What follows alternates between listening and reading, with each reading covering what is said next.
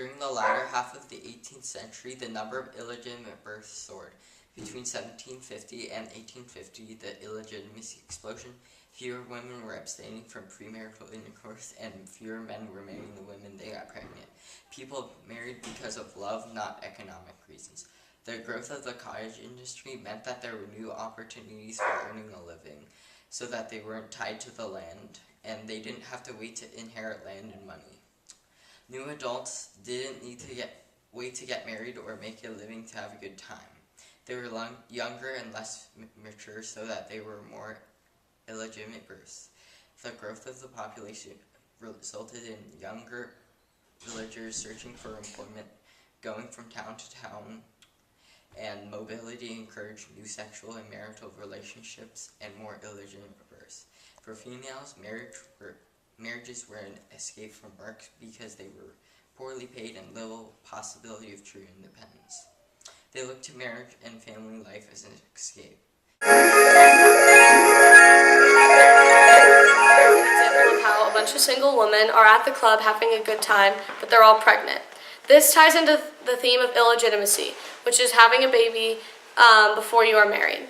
All these women are trying to have a good time, and they're all pregnant.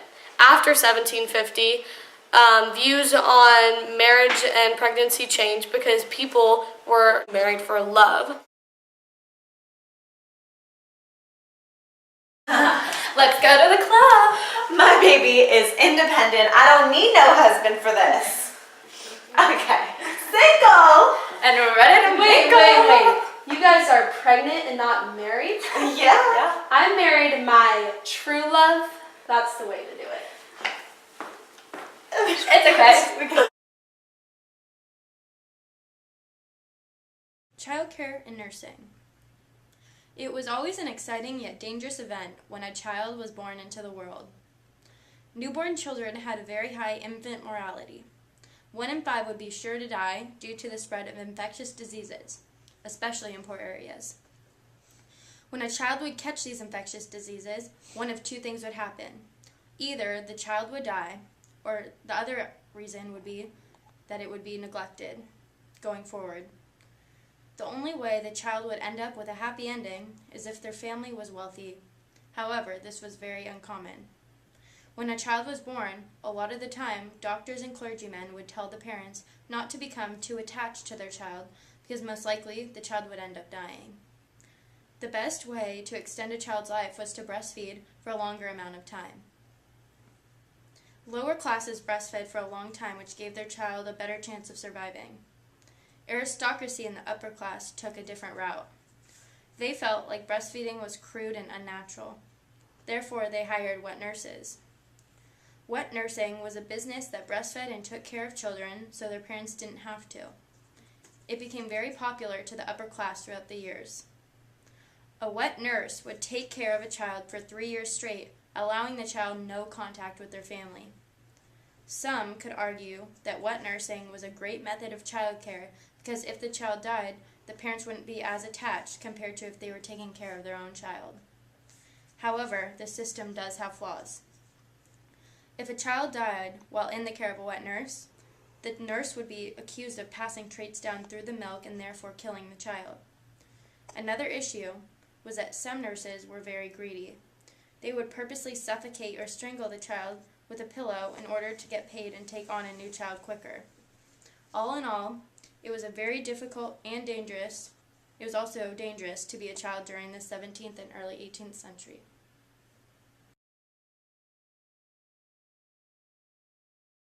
In this upcoming video, a wealthy mother is approaching a wet nurse. She believes that breastfeeding is unnatural.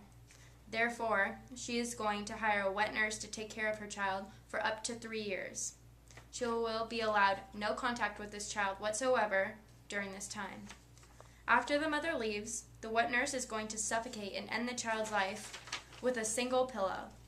This benefits wet nurses because it results in a quicker paycheck and a quicker child to take care of. Hi, here's my child. Thank you.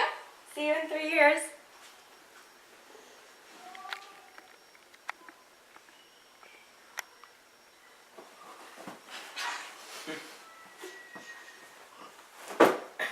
Next!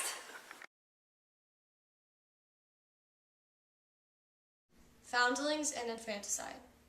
It was not uncommon to allow or force newborn babies to die, especially girls. Due to the parents of the children and the wet nurses neglecting them, they were not emotionally involved with their children because they were unlikely to survive. Therefore, the parents could care less about their children. Although when infanticide was common, infanticide was denounced and looked poorly upon by Jewish law, because Jewish law stated that every life was sacred, and therefore the willful destruction of newborn children became a crime punishable by death. During this time period, there were indirect and direct ways of killing children. From parents sleeping in their beds and accidentally suffocating their children while they were asleep, claiming that it was an accident. Parents also claimed that they accidentally killed their child because they were drunk and made a wrong decision. To deal with this problem in Austria in 1784, authorities made it illegal for parents to let children under 5 sleep in the same bed as them. Infanticide was very common, and parents were restricted in Austria to do this, to bring children into their bed to let them sleep there, and therefore reducing infanticide. On the other hand, young girls who were servants that could not provide for their child was most likely given to them through abuse in the workplace by their masters, and they would have an abortion, or she would employ the service of a killing nurse to get rid of the child. So basically, when the young girls were working, they were subject to abuse by their masters, and they would become pregnant. If the girl could not have an abortion to get rid of her child, or if she could not employ a killing nurse to get rid of her child, she would leave her baby on the steps of a church. There were so many babies left unattended on the doorsteps of churches that in the late 17th century, St. Vincent de Paul had so many babies left on his doorstep in Notre Dame that he established a home for orphan children that were left unattended, and it was called a foundling home. Foundling homes emerged in Europe as a charity of the rich and powerful. Lots of money were spent on them.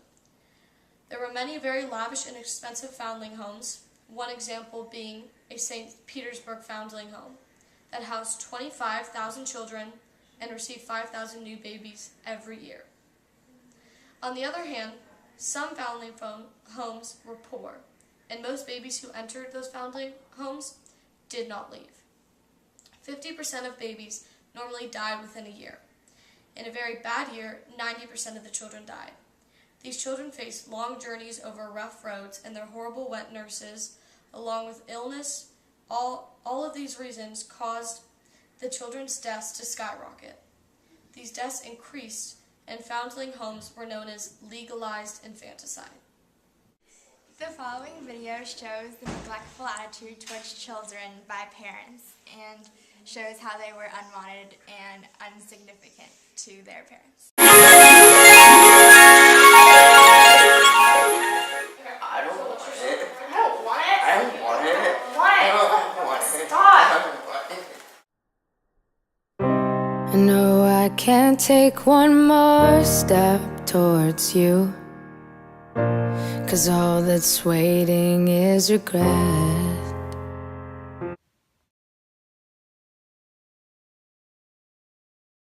The spark and increase of literacy in the 15 to 1800s was a result of religious struggle between Catholics and Protestants. The opposing branches of Christianity wanted to spread their messages and teachings and did so by publishing their ideas.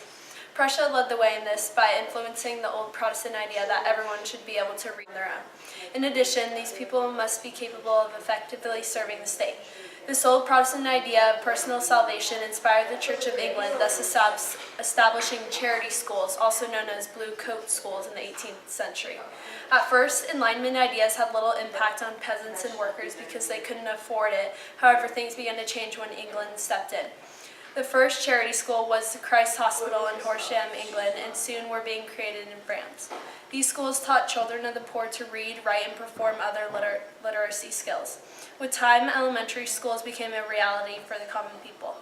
A growth in literacy meant a growth in reading. All sorts of books were being published, like chapbooks, fairy tales, practical literature, and almanacs. These covered a variety of topics from folk tales to political issues. A famous chapbook, The Extraordinary Tragical Fate of Callus, was created in the late 18th century by Voltaire and sparked interest of the literates just as many forms of literacy did. Altogether, this increase in popular books made the society more educated and spread ideas of society around Europe. This next video portrays the idea of new popular forms of literature influencing the spread of Protestant ideas. People were influenced to interpret the Bible on their own. In the video, a girl is reading a chapbook on religion, influencing her to convert to a new branch of Christianity.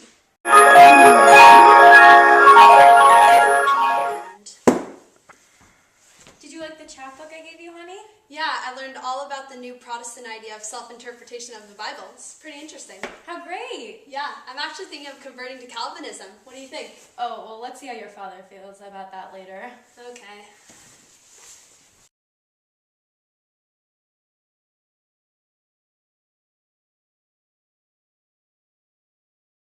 During this time period, both extended and nuclear families were used.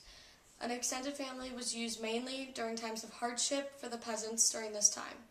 An extended family was when a couple right after marriage would go live with their family, like their aunts and their uncles and their grandparents, to create one big family under the same roof. While a nuclear family was when the couple right after marriage established their own home and their own family. During this time period, young men and women began to work away from home. Boys constantly drifted from job to job, facing unemployment, while girls worked in households as servants, being mistreated by their masters and mistresses. During the 18th century, premarital sex and illegitimacy were common. However, they were frowned upon because the community controls condemned them.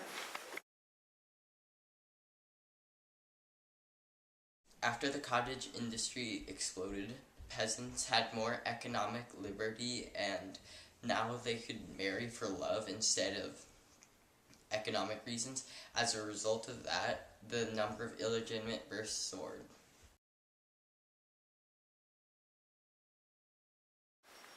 Overall, the poor treatment in children was a cause and effect of the death rate they had during the 18th century.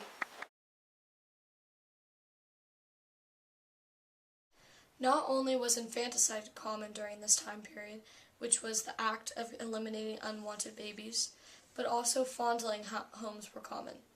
Due to the neglective attitudes towards children and the spark of illegitimacy, fondling homes were created to take care of the orphan children who were left at the doorsteps of churches by mothers. Due to disease and the uncontrollable amount of children left in these homes, they were known as legalized infanticide because of the death rate. Overall, the attitudes toward children were very poor in the 18th century. However, after the Enlightenment, intellectuals such as Rousseau encouraged parents to treat their children with more compassion and more humane.